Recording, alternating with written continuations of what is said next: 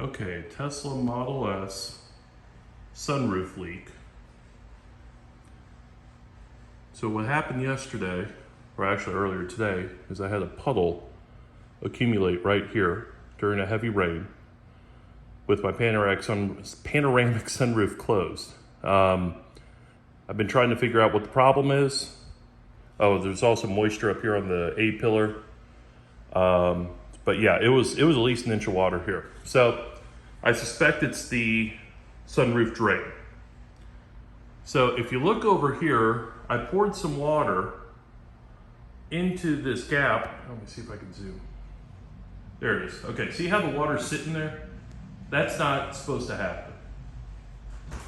Look over here on the passenger side where I've poured water in. In fact, I'll do it right now. Let's see. Okay, you're gonna see the water go in and it drains down like that. And you'll see it draining up here, right there, behind the front wheel. So if you come over here to the driver's side,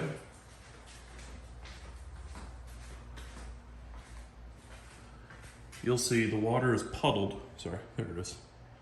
The water is puddled here. It's not draining.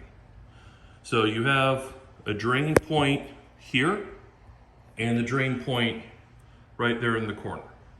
So this one's clogged. And we're doing this live. I don't know if this fix is gonna work. I'll come back in a moment. Okay, so I was correct that the drain over here was clogged. What I did is I took some string trimmer string. You could use other things. You could use wire, you could use pipe cleaner, even better, you could use compressed air. And all you have to do is feed it into the drain hole that's right here. The clog most likely is gonna be right at the top because that's where the leaves and the dirt and everything builds up. And now, I'm not sure if you can see, but I can now pour water right in. Let's see if I do it that way. And out it goes.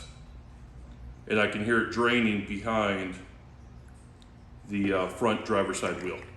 So that's all it took.